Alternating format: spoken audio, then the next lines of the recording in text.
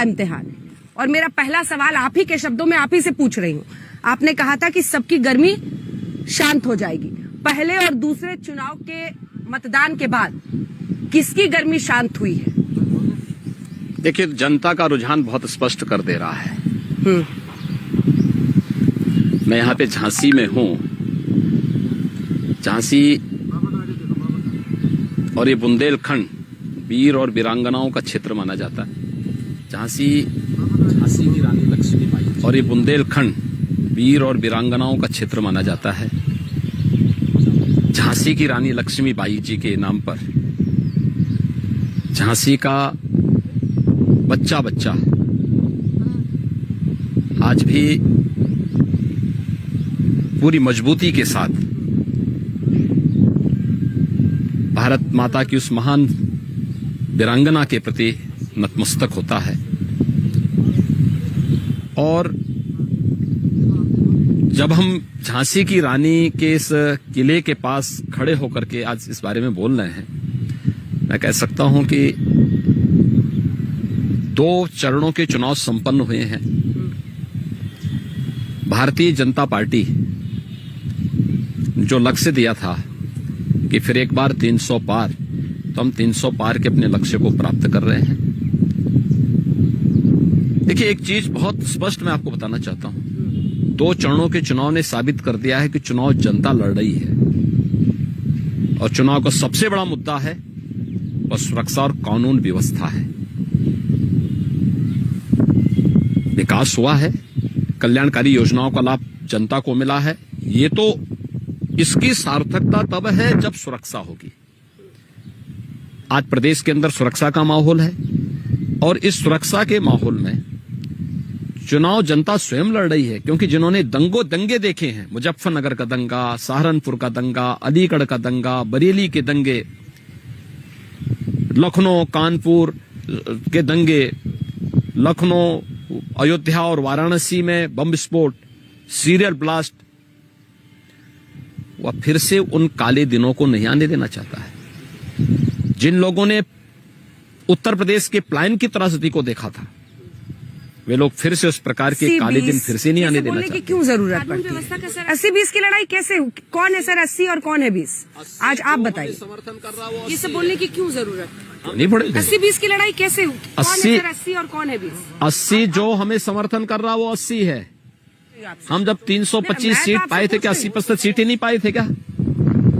ये हिंदू वर्सेस मुस्लिम जो वोट नहीं दे रहा हो, आपकी सोच हो सकती है। मैं तो आपसे जो हमें वोट देगा वो 80 है। चालाकी से आप हिंदू वर्सेस मुस्लिम कर रहे हैं और बताना नहीं चाहते। 20 में है। मैं वही तो बोलूंगा जो सच होगा। बहुत चालाकी से आप हिंदू वर्सेस मुस्लिम कर रहे हैं और बताना नहीं चाहते। मैंने कहा ना, मैंने वही कहा, जो हमें वोट दे रहा वो 80 में है, जो वोट नहीं कर रहा वो 20 में है। जो सुरक्षा का पक्षधर है, दंगा मुक्त भय मुक्त प्रदेश बनाने का पक्षधर है, विकास के कार्यों में डबल इंजन की सरकार का लाभ तीव्रता के साथ उसे मिलेगा, जो इसका पक्षधर है, जो गरीब कल्याणकारी योजनाओं में बंदर बांट होने की बजाय इसका लाभ हर गरीब को बिना भेदभाव के मिले, हर अन्नदाता किसान को मिले, हर नौजवान को मिले, हर बहन और बेटी को मिले, जिसका पक्षधर है वह 80 में है। और जो नहीं चाहता है कि ये सब चीजें हों, जो माफिया राज चाहता है, दंगा राज चाहता है, तमंचा राज चाहता है, जो पलायन चाहता है, जो बहन और बेटियों की सुरक्षा पे खतरा का समर्थन करता है और जो विकास की योजनाओं में डकैती डालते थे और गरीबों के मुंह से निवाला छीन पड़ रहा था सर 2000 किलोमीटर का हिजाब विवाद यहाँ लगाया गया और उस पर तनाव हो गया। एक सेकंड, गजवाए हिंद क्या काम लेना सर गजवाए हिंद का हिंदुस्तान में? अब चुनावों के बीचों बीच अगर योगी आदित्यनाथ जी गजवाए हिंद इसलिए ला रहे हैं ना सर कि भाई हिंदुओं एक हो जाओ, मतलब क्या डर और भय आप बिठाना चाह रहे हैं? गजवाए हिंद का क्या रेलेवेंस है सर? भाई हिंदुओं एक हो जाओ, मतलब क्या डर और भय आप बिठाना चाह रहे हैं? देखिए, हमें क्या रेलेवेंस है? हमें कोई भय नहीं, क्योंकि हर एक को मालूम है कि प्रदेश के अंदर आज के दिन पे दंगा करेगा तो एक बार जरूर सोचेगा कि इस दंगे तीसरे दिन वसूली की नोटिस निकल जाएगी, हर चौराहे पे तस्वीर लग जाएगी, तीसरे दिन वसूली की नोटिस निकल जाएगी और जो बाप दादों ने कमाया होगा ना, ये सब एक झटके में सब वसूली होकर के सरकार फिर दंगा कराना उसे सिखा देगी। ये मालूम है, ये डबल इंजन की सरकार ही कर पाएगी। लेकिन सवाल ये है, जो लोग तालिबान लाने का सपना देख रहे हैं, जो दंगा राज लाने का सपना देख रहे हैं, और जो लोग आधी आबादी को उसके अधिकार से वंचित करना चाहते हैं, तो उनको तो यही बोलना पड़ेगा कि भाई गजवाई हिंद का ये सपना एक कयामत के दिन तक उनका पूरा नहीं होने वाला है। भारत संविधान से चल रहा है, संविधान से ही चलेगा। पर्सनल अटैक नहीं कर रही हूँ सर, लेकिन ये बातें हो रही है। वो कह रहे हैं कि योगी जी तो बाबा कहते हैं आपको, अखिलेश यादव, आपको जो पहनना है आप अपने मन के हिसाब से पहनते हैं, और इस देश में वैसी आजादी है, तो फिर लड़कियों को ये क्यों ना आजादी हो अगर वो स्वेच्छा से हिजाब पहनना चाहती हैं? कोई बालिका आजादी है, तो फिर लड़कियों को ये क्यों ना आजादी हो अगर वो स्वेच्छा से हिजाब पहनना चाहती हैं? कोई बालिका स्वेच्छा से हिजाब नहीं पहनती है। क्या 3 तलाक की कुप्रथा का बालिकाएं स्वेच्छा से स्वीकार करती थी क्या? थोड़ा पूछो था ना उन बेटियों से, उन बहनों से पूछो तो। मैंने तो लखनऊ में 3 तलाक की पीड़ित महिलाओं का सम्मेलन किया था। मैंने तो उनकी आंखों के आंसू को देखे हैं, उनके माता पिता और भाई बहन की आंखों को देखे हैं। जब बहनें मंच पे आकर अपनी बात कह रही थी, किस रूप से उनके पीछे बैठे हुए वहां पर सामने जो बैठी हुई मां, उनके किसी के पिता, किसी की मां, किसी का भाई आंसू बहा रहा था। जौनपुर की एक महिला तो ऐसी आई थी, 3 तलाक की पीड़ित थी, और धन्यवाद देने के लिए आई थी कि मैं मोदी जी को धन्यवाद देती हूं कि उन्होंने 3 तलाक की कुप्रथा से हमें मुक्ति दिलाई। बाद में मैंने पूछा भाई कि कोई और बोलना चाहता है, तो 2 बालिकाएं और आई। मैंने कहा भी कौन है, तो उन्होंने बताया कि साहब जो सबसे पहली महिला बोली थी ना, हम उनकी बहनें हैं। तो मैंने कहा आपको क्या परेशानी है? उसने कहा हम दोनों बहनों ने शादी इसलिए नहीं की क्योंकि हमारी सबसे बड़ी बहन की शादी हुई थी, 3 तलाक के नाम पर उसको छोड़ दिया था उसके पति ने, उसका जीवन बर्बाद किया था, इसलिए हम अन्य बहनों ने शादी नहीं की। फिर कोई बेटी क्या 3 तलाक की कुप्रथा का समर्थन करती है क्या? व्यक्तिगत पहनावा व्यक्ति जीवन में पहन रहे हैं ना सर, आप भी पहन रहे हैं। व्यक्तिगत घर तक, बाजार तक और उसके व्यक्तिगत कार्यों तक सीमित हो सकता है। हम सब तो सार्वजनिक जीवन में पहन रहे हैं ना सर, आप भी पहन। मैं क्या करूं, मैं पहन रहा हूं, मेरा लिबास है, लेकिन मैं उसको अपने कार्यालय पे थोपता नहीं हूं। क्या मैं अपने कार्यालय में सबको बोलूं कि आप भगवा पहन के आओ? क्या मैं पार्टी में सबको बोल दूंगा? नहीं बोल सकता। हर एक को स्वतंत्रता होनी चाहिए, और संस्था है तो संस्था का अपना अनुशासन होना चाहिए। क्या कोई हमारा पुलिसकर्मी बोलेगा कि साहब मैं तो जो है इस जाति का हूं, मैं इस मजहब का मानने वाला हूं, मैं क्यों पहनूंगा यूनिफॉर्म? तो चल गई फोर्स। फिर तो बीजेपी ने मौका देखा, संस्थाएं 2-3 मंत्री निकल गए, पुष्कर सिंह धामी साहब उनको भी उत्तराखंड बचाना है, शरीयत से नहीं यूनिफॉर्म चलता है, हमें समझना होगा। बीजेपी ने मौका देखा, 2-3 मंत्री निकल गए, पुष्कर सिंह धामी साहब उनको भी उत्तराखंड बचाना है, यूनिफॉर्म सिविल कोड को इसी बहाने पुश करने की बात करें। यूनिफॉर्म सिविल कोड, देखिए यूनिफॉर्म सिविल कोड की जब आवश्यकता पड़ेगी, भारत सरकार सक्षम है, उसको अपने स्तर पर उस पर समीक्षा करेगी, कार्रवाई करेगी। लेकिन मेरा ये मानना है, हम भारत के संविधान के प्रति, बाबा साहब भीमराव अंबेडकर के द्वारा प्रदत्त संविधान के प्रति पूरा सम्मान का भाव रखें, और भारत की व्यवस्था को संविधान के अनुरूप चलाएं। इसको शरीयत से चलाने या किसी व्यक्तिगत कानून से चलाने का हम लोग प्रयास न करें।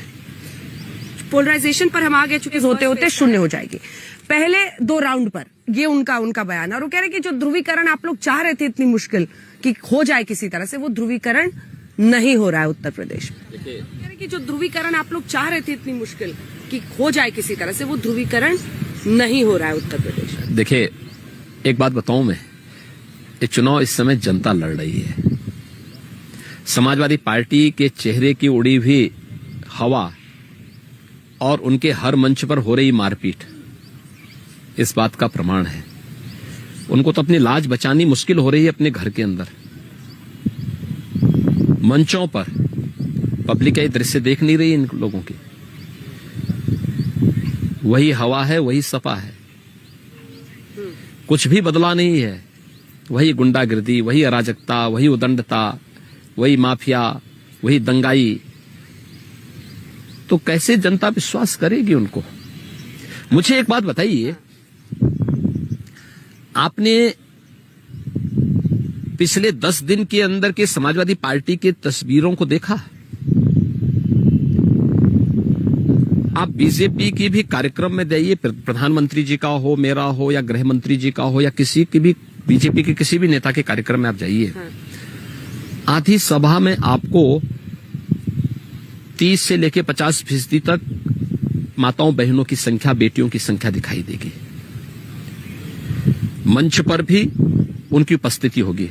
सपा के किसी मंच पर सपा की जो भीड़ आ रही है उसमें कहीं महिलाओं की या उनकी संख्या दिखाई देती है क्या?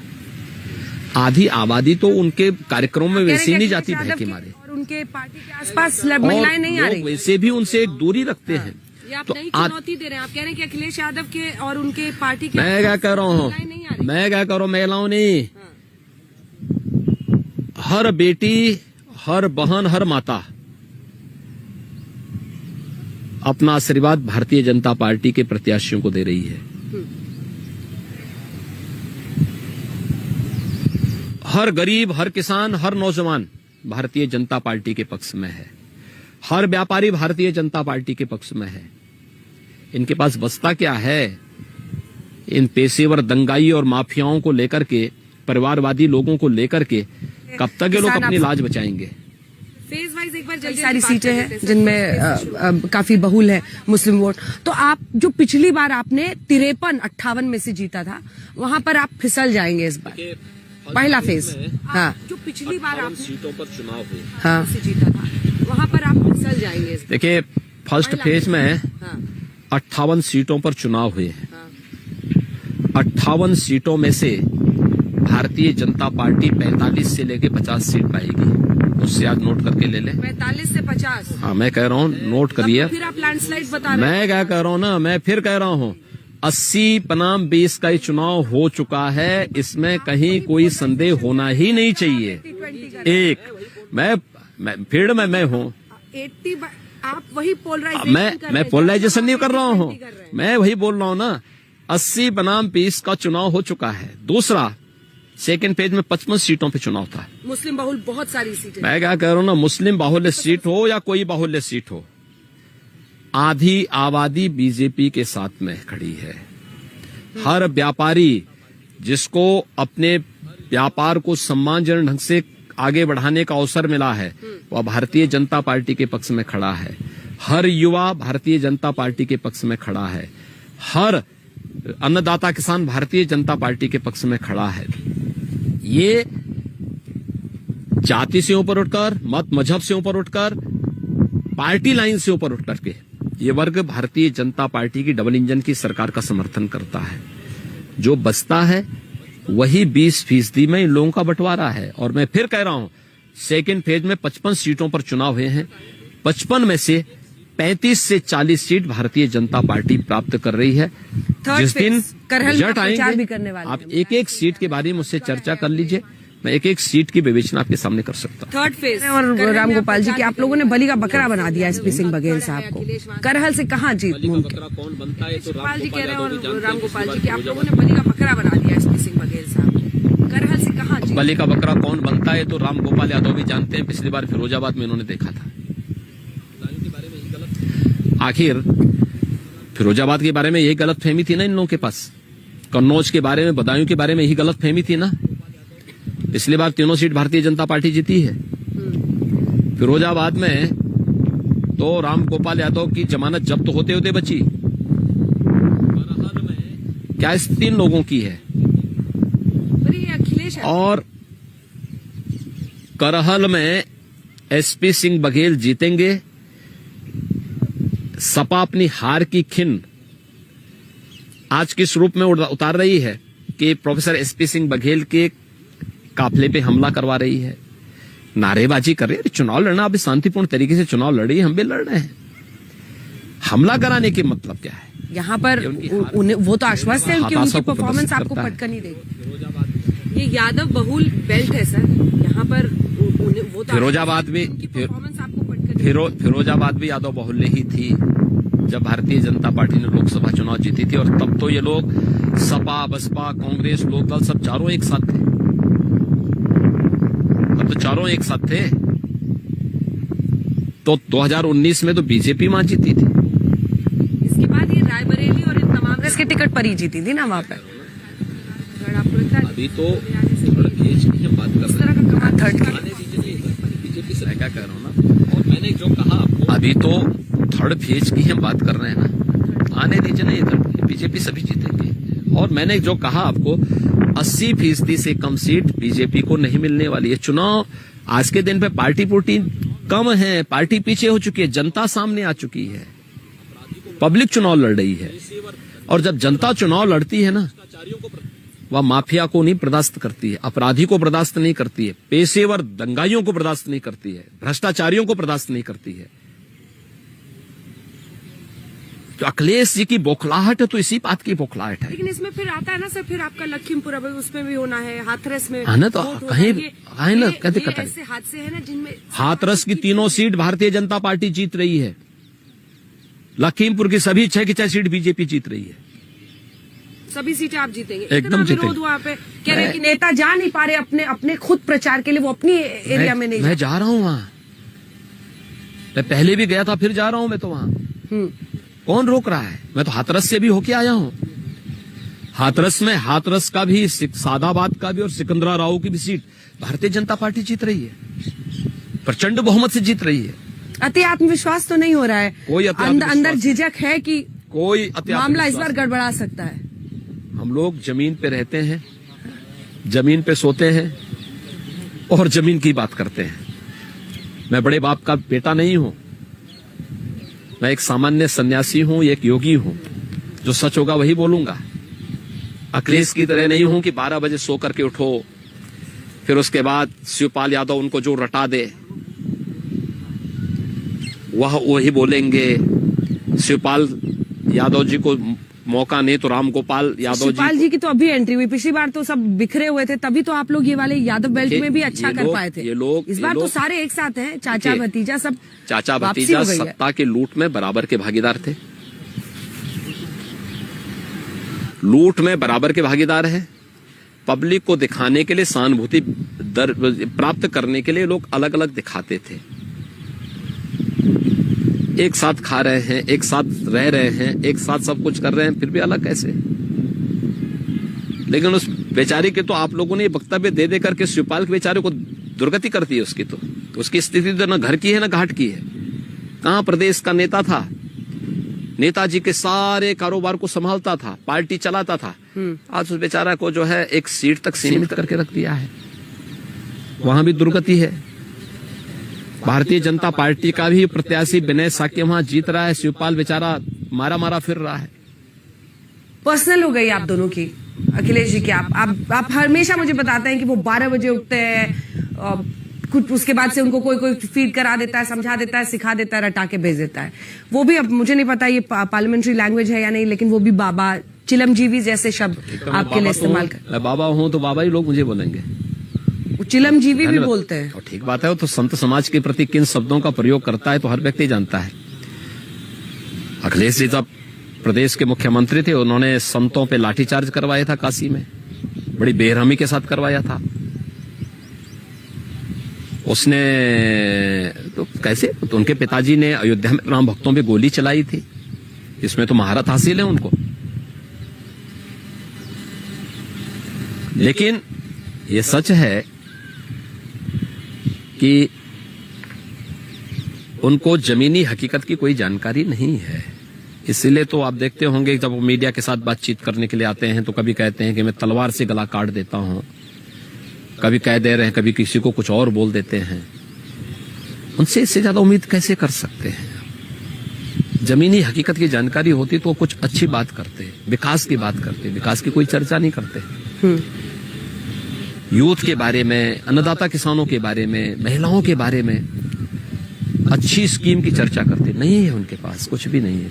वो तो जो बीजेपी ने अपना लोक कल्याण संकल्प पत्र जारी किया, उसी में से एक बात को कहते हैं, अच्छा इन्होंने रिफाइंड तेल दिया है, हम भी आएंगे तो हम भी अब घी दे देंगे। उनको मालूम है कि जब बिजली, इनके समय में बिजली कभी नहीं मिली, कहते हैं अच्छा अब हम आएंगे तो हम भी इतने यूनिट तक बिजली फ्री दे देंगे। अरे जब सत्ता में थे तब तो बिजली नहीं दे पाते थे प्रदेश की जनता को, और ये बुंदेलखंड में है हम लोग। मैं यही पूछने वाली थी, आपने क्या किया है बुंदेलखंड के लिए? यहाँ के बुंदेलों को 70 वर्षों तक जिन लोगों ने एक एक बूंद पानी के लिए तरसाया है, ये सही वक्त है, मैंने कल यही कहा है, जिन लोगों ने 70 वर्षों तक एक एक बूंद पानी के लिए तरसाया है, आज उन लोगों को जवाब देने का समय आ गया है। आप डबल इंजन की सरकार की बात कर रहे हैं कि प्रधानमंत्री मोदी जी के नेतृत्व में बुंदेलखंड के हर गांव में हर घर नल की योजना आज साकार हो रही है। हर घर तक पेयजल उपलब्ध करा रहे हैं हम लोग। आप देख रहे होंगे हर गांव में आप जाइए, कहीं पाइप बिछ रहा है, कहीं ओवरहेड टैंक बन रहा है, कहीं ट्रीटमेंट प्लांट बन रहे हैं। अगले कुछ महीनों में सब हर घर तक पानी पहुंचेगा। दशकों से लंबित 1 दर्जन से अधिक सिंचाई की परियोजनाएं यहां पूरी हुई हैं।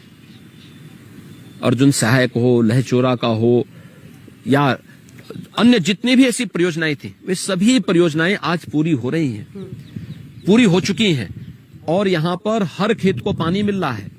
बुंदेलखंड एक्सप्रेसवे का सपना इनका साकार हो रहा है। इन्होंने बुंदेलखंड को माफिया, खनन माफिया, भू माफिया, वन माफिया के हवाले कर दिया था। हमारी सरकार के समय माफिया की कमर तोड़ दी गई है, और आज यहां पर हर गरीब को आवास की सुविधा मिल रही है। आप अनुमान करिए, मैं कल ललितपुर में था, समाजवादी पार्टी की सरकार में पूरे प्रदेश में 5 वर्ष में 18,000 गरीबों को एक एक आवास उपलब्ध नहीं हो पाया था, सैंक्शन किए थे फाइल में। मैं कल ललितपुर में था, अकेले ललितपुर में 49,000 से अधिक गरीबों को एक एक आवास मिला है। 49,000 से अधिक गरीबों को एक एक आवास मिला है। मैं कल महोबा और हमीरपुर में था। महोबा और हमीरपुर में 30,000 गरीबों को एक एक आवास उपलब्ध हुआ है। यानी एक एक जिले में जितना हम उपलब्ध करा रहे हैं, उतना ही पूरे प्रदेश में नहीं उपलब्ध करा पाए थे। ये गरीब कल्याणकारी योजना है, हमने इसलिए नहीं की कि हम इसके नाम पे वोट। मैं मेरठ, मुजफ्फरनगर, जेवर, देवबंद, सहारनपुर, पूरे इलाके से होते हुए मैं भी आ रही हूँ, रायबरेली, ये तमाम जगह। ये चाहे वो राशन योजना आपका हो, जो अनाज दिया जा रहा है, और ये घर की बात, लेकिन एक फटीग है लोगों में, कहते हैं ये लेकिन चुनाव हिंदू मुसलमान ये क्यों करते रहते हैं, इसको कैसे? और बेरोजगारी सर, रोजगार को लेकर, जिसको लेकर आपको तमाम पार्टियां घेर रही हैं, वो भी कह रहे हैं, तमाम, चाहे चन्नी साहब वहां हो, यहाँ हो, सब कह रहे हैं हम इतना रोजगार देंगे। इस फ्रंट पर सबसे बड़ी चुनौती है या नहीं है? मैं सीधा पूछ रही हूँ आपसे। मैं एक बात बताऊं, मैंने पश्चिम में भी मेरठ दिल्ली एक्सप्रेसवे की चर्चा की थी, जेवर एयरपोर्ट की चर्चा की थी, फिल्म सिटी की चर्चा की थी, सहारनपुर, मेरठ और अलीगढ़ में बनने वाले विश्वविद्यालय की चर्चा की थी। मैंने वहां पे मिलने वाली बिजली की चर्चा भी की। लेकिन ये इन सब की सार्थकता तब है जब सुरक्षा होगी। हम सुरक्षा देंगे तो ये है, सुरक्षा ही नहीं होगा तो फिर इसका मतलब क्या? जहां तक रोजगार की बात आपने कही है, मुझे एक बात बताइए, 2003 से लेकर 2017 तक 14 वर्षों तक उत्तर प्रदेश में पहले सपा का, फिर बहुजन समाजवादी पार्टी का, फिर समाजवादी पार्टी की सरकार रही। इन 14 वर्षों में जितनी सरकारी नौकरी नहीं मिली, उससे ज्यादा सरकारी नौकरी हमने 5 साल में दी है। 5 लाख सरकारी नौकरी दी है, बिना भेदभाव के दी है, यूपी के नौजवानों को मिली है। लेकिन यह पर्याप्त नहीं है। हमने सुरक्षा को जो वातावरण दिया है, उसका एक परिणाम सामने आया है कि निवेश भारी पैमाने पे यूपी में हुआ। कोई कल्पना कर सकता है, कोरोना कालखंड में 66,000 करोड़ रुपए से अधिक का निवेश हुआ है। इससे पहले 3 लाख करोड़ रुपए से अधिक का निवेश यूपी में हुआ, और ये क्रम निरंतर चला। चाइना से भी कोई निवेश यूपी में आएगा। प्राइवेट इन्वेस्टमेंट की बात कर रहे हैं? प्राइवेट इन्वेस्टमेंट की बात कर रहा हूं। किन देशों से, कौन सी कंपनियां, अगर थोड़ा सा? जैसे देश की पहली डिस्प्ले यूनिट ये चीन से कोरोना कालखंड में यूपी में लगी है, प्रोडक्शन प्रारंभ हो चुका है। उत्तर भारत का पहला डाटा सेंटर हमारे यहां यूपी में लगा है। अब एक नहीं 3-3 डाटा सेंटर यूपी में बन रहे हैं। फिल्म सिटी यूपी में आ रही है, क्यों महाराष्ट्र की मुख्यमंत्री जी इतने परेशान हैं? क्योंकि पूरी फिल्म सिटी कहीं शिफ्ट ना हो जाए नोएडा में। आपको लग रहा है कि मुंबई को आप खत्म करके यहाँ फिल्म सिटी इतना बड़ा बना दें? नहीं करना चाहते। हमारी मंशा किसी को खत्म करने की नहीं है, लेकिन हम उतना माहौल देंगे कि देश और दुनिया का हर फिल्म डायरेक्टर यूपी की फिल्म सिटी में आकर के यहाँ फिल्म साइन करने और फिल्म शूटिंग करने के लिए उस प्रकार का माहौल देखेगा। हर व्यक्ति आना चाहता, हर डायरेक्टर, हर प्रोड्यूसर, हर एक्टर यूपी के साथ जोड़ना चाहता है। परेशानी तो इस बात को लेकर, पर वो बार बार कहते हैं अखिलेश यादव की माफियाओं की लिस्ट दीजिए ना आप। माफिया माफिया आप करते रहते हैं। जिनको इन्होंने टिकट दिया है किराना से लेकर के और मऊ तक, तो कह रहे हैं 10वीं बार भी रामपुर से जीत जाएंगे आजम खान। धर्मात्मा है क्या? ये तो 10 मार्च बता ही देगा। 10 मार्च बहुत ज्यादा लंबा दूर नहीं है। 10 मार्च बहुत लंबा दूर थोड़े है। लेकिन कैराना से लेकर के मऊ तक की लिस्ट इनका उठा के देखिए। जिसको फ्रंट पे दे सकते थे फ्रंट पे दिया, और जिसको नहीं दे पाए तो बैकडोर से दे दिया। दे तो रहे हैं ना, इसलिए कहा कि वही हवा है, वही सपा है, कुछ भी नहीं बदला है। वही माफिया राज, वही गुंडा राज, वही दंगाई, वही पलायनवादी, वही धमकीबाज।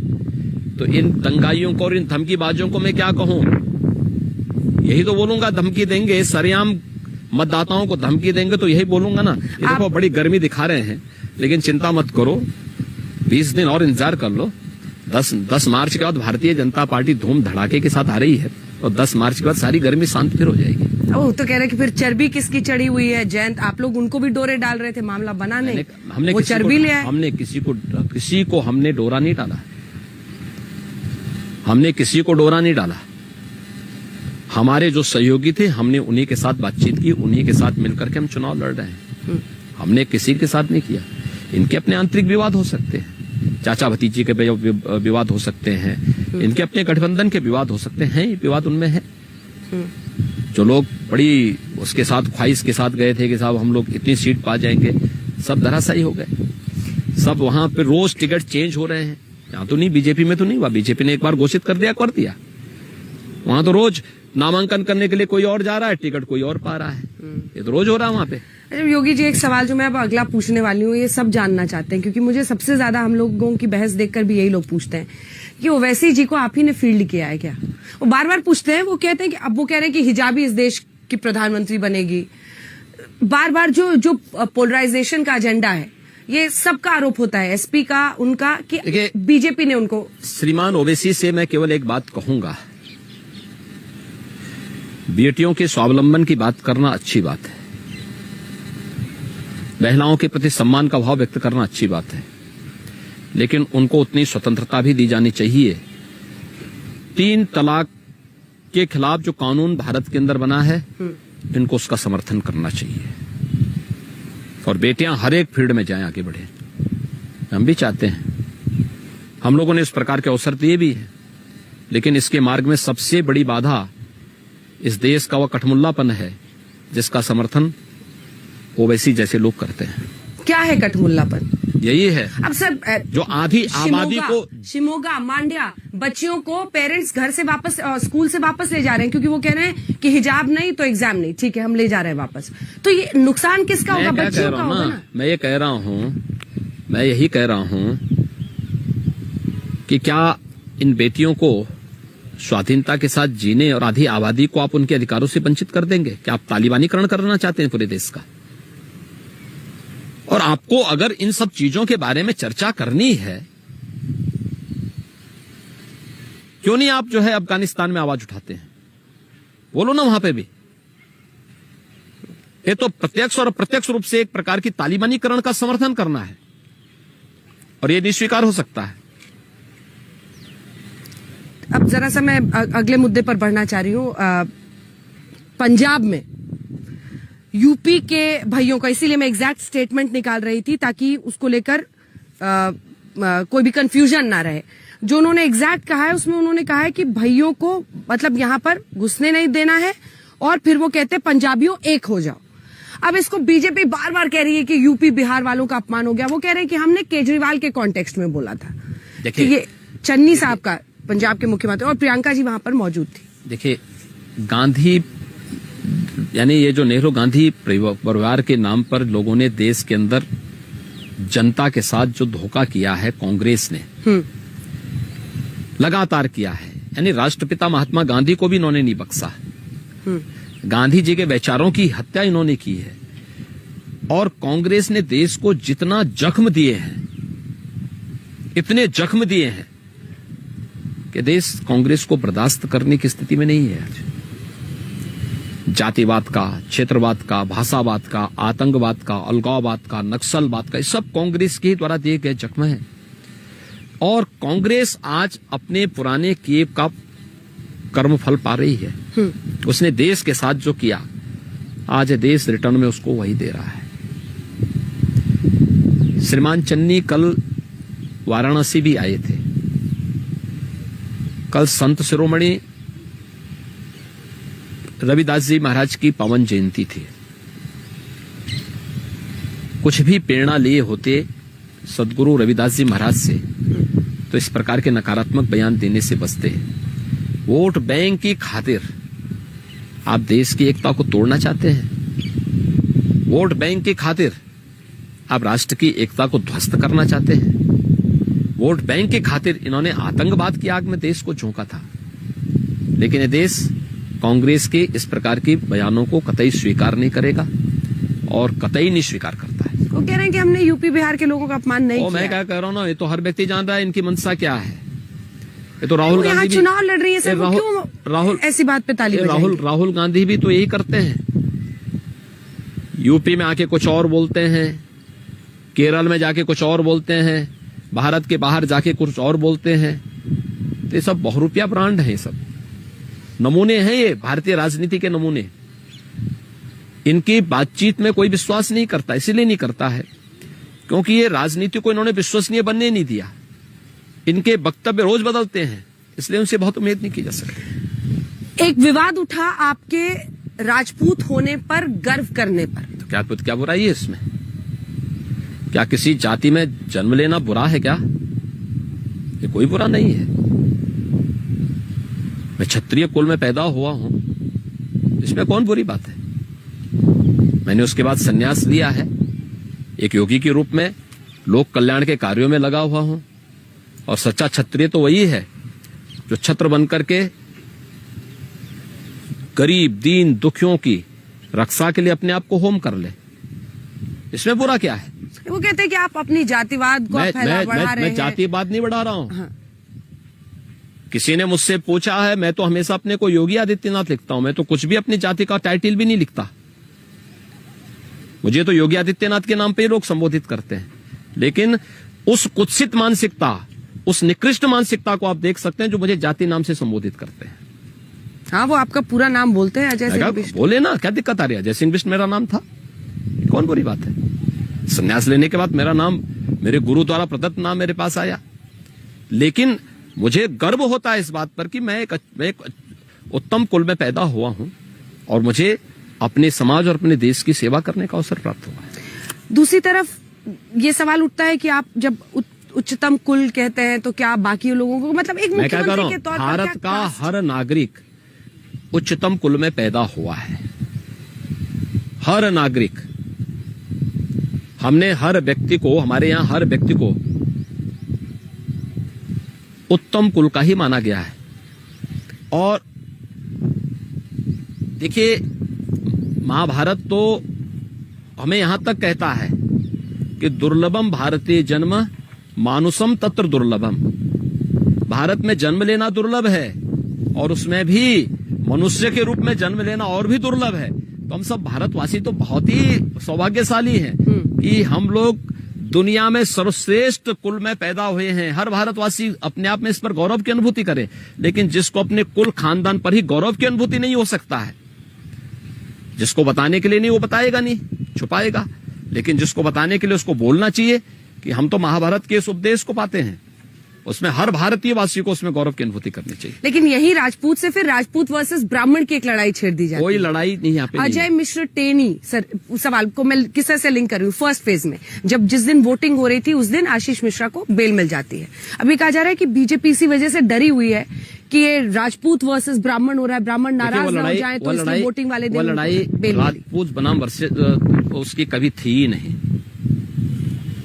ये मामला न्यायालय के पास था, सुप्रीम कोर्ट की निगरानी में एसआईटी बनी है, एसआईटी उसको देख रही है, एसआईटी उस चीज को आगे बढ़ा रही है और एक सुप्रीम कोर्ट के द्वारा नियुक्त न्यायमूर्ति इन पूरे कार्यों की उनकी निगरानी उनकी देखरेख में हो रही है। इसमें राज्य सरकार तो कहीं है ही नहीं, कहीं भी राज्य सरकार नहीं है, तो फिर यहाँ पे सरकार को आप जाति के साथ कैसे जोड़ सकती हैं? लेकिन वोटिंग वाले दिन सर उनको बेल मिलना, कोई वोटिंग नहीं थी जी, बेल सरकार नहीं देती है। भारत की न्यायपालिका स्वतंत्र है, अगर कोई उसको सरकार के साथ जोड़ के देखता है तो न्यायालय की अवमानना होगी। चुनाव के ऐन पहले इतने सारे नेताओं का पलायन हुआ तो बोला गया कि बीजेपी का जो उत्तर प्रदेश में एयरपोर्ट है वहां डिपार्चर ज्यादा है, अराइवल कम है। आप अपर्णा यादव को तो ले, अभी आप सर वंशवाद के खिलाफ कह रहे थे, पर आप देखिए आप अपर्णा यादव को लेकर आए ना, सबसे छोटी बहू को मुलायम सिंह यादव की नर्सरी में, मतलब आप सोचिए कि एक ऐसा परिवार है जिससे 20 लोग एक वक्त पर एक्टिव पॉलिटिक्स में थे, अब उस परिवार में से भी आप सबसे छोटी बहू को अपनी पार्टी में सबसे योग्य को हम, उसने सबसे योग्य थी और सबसे योग्य ने राष्ट्र आराधना के लिए भारतीय जनता पार्टी को ज्वाइन किया है। मैं कहता हूं अपर्णा यादव के सामने अखिलेश यादव बहस कर ले, आमने सामने बहस हो जाए, पता लग जाएगा कौन व्यक्ति कितना योग्य है। बस जाने दीजिए और उसकी चर्चा ही बंद कर दीजिए, बाकी तो मैं और औरों की चर्चा ही नहीं करूंगा। यही दोनों में ही हो जाए बहस, योग्यता और मेंबर की योग्यता का पता लग जाएगा, इन्हीं दो में करा दो ना, पता लग जाए कौन योग्य है। अगर वह सेवा, अपर्णा यादव मुलायम सिंह जी की बहू बनने के पहले भी एक समाज सेवी के रूप में लखनऊ में काम करती थी, ऐसा तो है नहीं कि ना करती रही हो। उन्होंने गो सेवा का काम किया, दिव्यांगजनों के लिए काम किया, अनेक कार्यक्रम किए हैं और आज भारतीय जनता पार्टी के मंच को देखिए, आपने देखा होगा टिकट के लिए बीजेपी में नहीं आई, बीजेपी ने टिकट भी नहीं दिया। उन्होंने कहा नहीं, मोदी जी के राष्ट्र आराधना के कार्य के साथ मैं जुड़ने के लिए आई हूं, मैं तो उसी में काम करूंगी। आई है, काम कर रही है। ऐसे अदिति सिंह को आप ले आए, अदिति सिंह तो परिवारवाद वाले सारे लिस्ट गिना परिवारवादी कहाँ, कौन से परिवार, किस परिवार की है? अखिलेश सिंह की बेटी है। अखिलेश सिंह नहीं है ना आज के दिन पे, तो पर परिवार तो वही है ना सर। विधायक अदिति सिंह है, अपने दम पर है, अपने बल पर है। आज वो विधायक के रूप में काम कर रही है, अगर वो बीजेपी में आ जाती तो कौन बुरा है? यानी सपा में रहे, कांग्रेस में रहे तो अच्छा है, और बीजेपी में आ जाए तो बुरा हो जाए। आरपीएन सिंह को आप यहाँ पर, आरपीएन सिंह पहले से वो केंद्र में मंत्री रहे हैं, गृह राज्य मंत्री थे। मैं क्या करूँ, भारत सरकार में मंत्री थे, कांग्रेस सरकार के मंत्री थे। आज कांग्रेस की प्रासंगिकता पर स्वयं उन्होंने प्रश्न खड़ा किया कि कांग्रेस अब नहीं रही, उस लायक नहीं है, इसलिए कांग्रेस को तिलांजलि दो, इससे पहले कि ये डूबे, अच्छा है हम लोग अपना दूसरा रास्ता। लेकिन क्या इससे वो कैरेक्टर जिस पर आप लोग बहुत ही गर्व करते थे कि हमारा तो चाल चरित्र चेहरा, हमारा वही चाल है, वही चरित्र है, वही चेहरा है, सब आ गए, सब तो घुल मिल गया है। कोई घुल मिल नहीं गया है। बीजेपी ने आज भी इस चीज को पूरी तरह पालन किया है। अपने दम पर कोई कार्यकर्ता काम कर रहा है तो उसको आगे बढ़ने का भरपूर अवसर दो, लेकिन अगर कोई बाप की विरासत के आधार पर राजनीति करना चाहता है तो उसको कोई जगह नहीं। काम करे पहले एक कार्यकर्ता के रूप में, पार्टी की क्राइटेरिया में खरा उतरेगा तो अवश्य मौका मिलेगा, नहीं उतरेगा तो फिर एक सामान्य कार्यकर्ता के रूप में। इस चुनाव का एक चरित्र ये भी है कि एक तरफ तो सर पहली बार आपके चेहरे पर, पिछले चुनाव एक तरह से प्रधानमंत्री नरेंद्र मोदी के इर्द गिर्द हुआ था, उनके चेहरे पर हुआ था, पहला चुनाव आपके चेहरे पर है। पहला चुनाव है पोस्ट कल्याण सिंह। कल्याण सिंह इस प्रदेश की राजनीति में एक बड़े चेहरे के तौर पर थे। वेस्टर्न यूपी में देखें तो अजीत सिंह नहीं रहे। इन तीनों फैक्टर्स पर मैं एक एक करके आपका एनालिसिस चाहती हूँ। कितना बोझ कितना लग रहा है सर, ये बताइए 10 मार्च को लेकर। देखिए हम लोग कभी बोझ में नहीं रहते। देखिए यहाँ पे 18 से 20 घंटे कार्य करने वाले लोग हैं, हर परिस्थिति में काम करते हैं। कोरोना हमारी चाल को नहीं रोक पाया, हमारी गति को नहीं रोक पाया, तो चुनाव क्या रोकेंगे? क्योंकि चुनाव के समय तो केवल व्यक्ति को एक तरफा कैंपेन का साथ जुड़ना पड़ता है। कोरोना कालखंड में तो हमें जीवन भी बचाना था, जीविका को भी बचाना था। तो जब हमारी गति को कोरोना नहीं रोक पाए तो चुनाव नहीं रोक पाएंगे। एक दूसरा, हमारे नेता मोदी जी हैं। एक अभिभावक के रूप में, एक नेता के रूप में मोदी जी के नेतृत्व में हम लोग चुनाव लड़ रहे हैं। और प्रधानमंत्री मोदी जी के ही मार्गदर्शन में हमने जो कुछ भी किया उनके नेतृत्व में किया है। कल्याण सिंह जी हमारे वरिष्ठ नेता थे, उनका आशीर्वाद सदैव भारतीय जनता पार्टी के साथ था। भारतीय जनता पार्टी सदैव उनके मूल्यों, उनके आदर्शों का पालन की है। लेकिन हां, जनता जरूर सपा को सबक सिखाना चाहती है, जिन्होंने कल्याण सिंह जी के दुखद मौत पर कल्याण सिंह जी का अपमान किया था। और दो शब्द भी समाजवादी पार्टी ने कल्याण सिंह जी की मौत पर संवेदना के व्यक्त नहीं किए थे।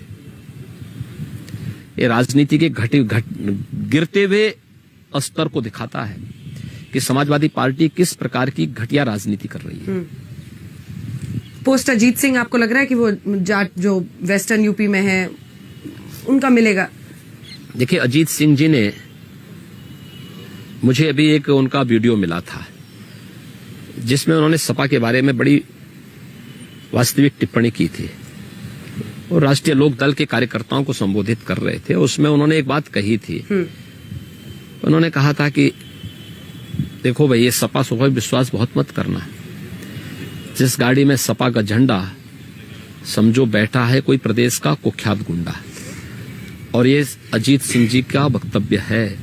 इसका ऑडियो वीडियो आपके पास होगा, कृपया अगर आप दिखा सकेंगे चैनल पे, तो वास्तविकता खुलनी चाहिए और लोगों के सामने वास्तविकता आनी चाहिए कि अजीत सिंह जी क्या। लेकिन इस सब के बावजूद आज उनके बेटे आपके रथ को रोकने के लिए अखिलेश यादव से हाथ मिला रहे। देखिए, मैंने कहा ना, आज इन नेताओं के दायरे के बाहर चुनाव है।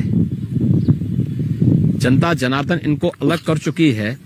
चुनाव आज जनता लड़ रही है और चुनाव जनता जनार्दन ही इस चुनाव को लेकर आगे बढ़ रही है। पूर्वांचल, 2-3 आखिरी के जल्दी जल्दी सवाल है। पूर्वांचल, देखिए अभी तक हमने बात कर ली जाट, किसान, मुस्लिम बेल्ट, उसके बाद से यादव बहुल बेल्ट है, धीरे धीरे जैसे पूर्वांचल पिछले 4 चुनावों से रिपीट नहीं कर रहा है अपनी चॉइस को, यानी जिनको वो पहली बार देते हैं उसके बाद अगली बार उनको उखाड़ फेंकते हैं। कैसी बात कर रहे हैं? एक्सप्रेसवे कितना चलेगा?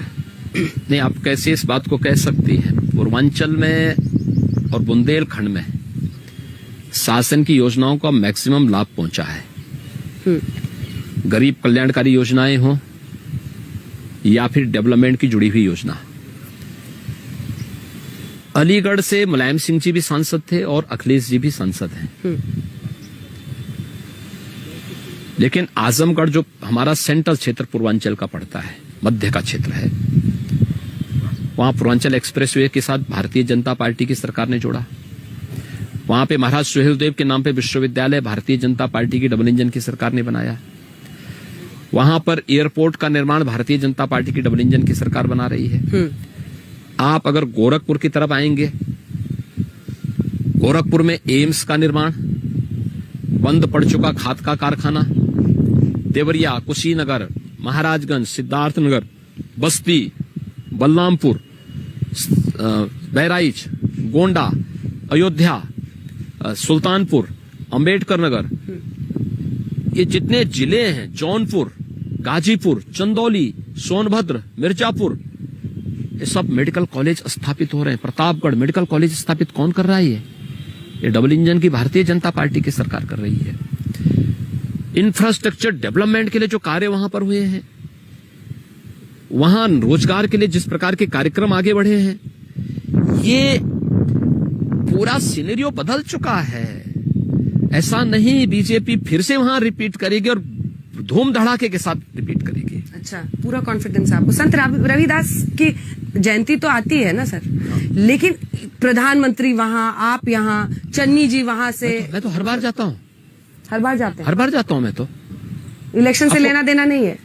देखिए सर, पंजाब में 32% दलित है, यहाँ पर भी। मुझे एक बात बताइए, संत रविदास जी की जयंती पे मैं कब नहीं गया? और मैं एक योगी हूं और संत की जयंती पे न जाऊं? संत रविदास जी की जयंती पे तो मैं हर बार गया हूं।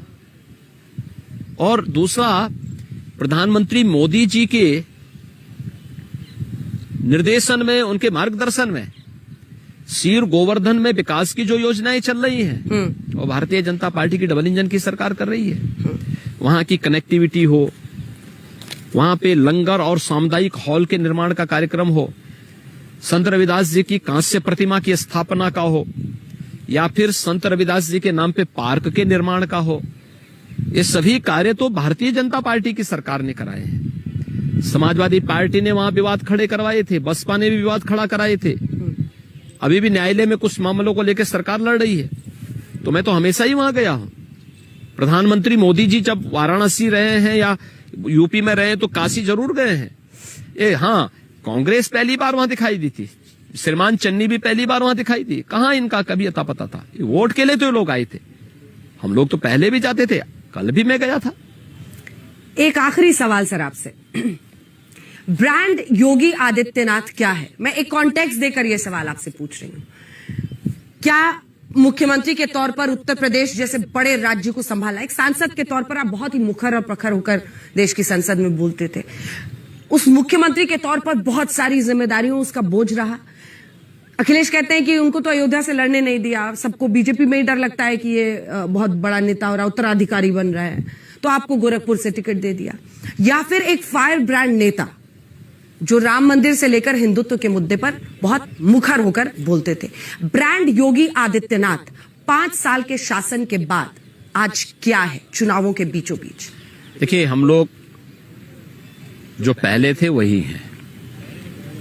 मैं एक योगी हूं, एक योगी के रूप में अपनी सेवाओं को समाज कल्याण के लिए, राष्ट्र कल्याण के लिए समर्पित किया हुआ हूं। मेरी संवेदना बेटी के प्रति है, बहनों के प्रति है, नौजवानों के प्रति है, अन्नदाता किसानों के प्रति है, अपने श्रमिकों के प्रति है और समाज के प्रत्येक तबके के प्रति है, जो एक सकारात्मक ऊर्जा के साथ कार्य करना चाहता है।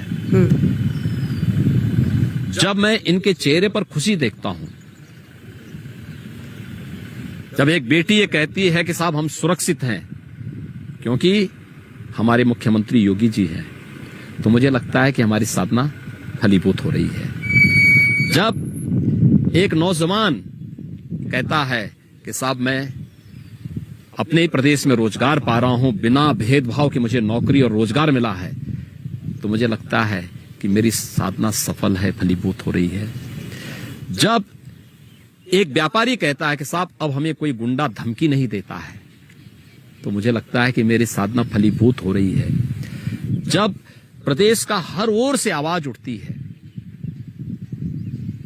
कि प्रधानमंत्री मोदी जी के नेतृत्व में भारतीय जनता पार्टी की डबल इंजन की सरकार ने अच्छा काम किया है, मुझे लगता है कि एक योगी के रूप में, एक सन्यासी के रूप में मेरा सेवा धर्म फलीभूत हो रहा है।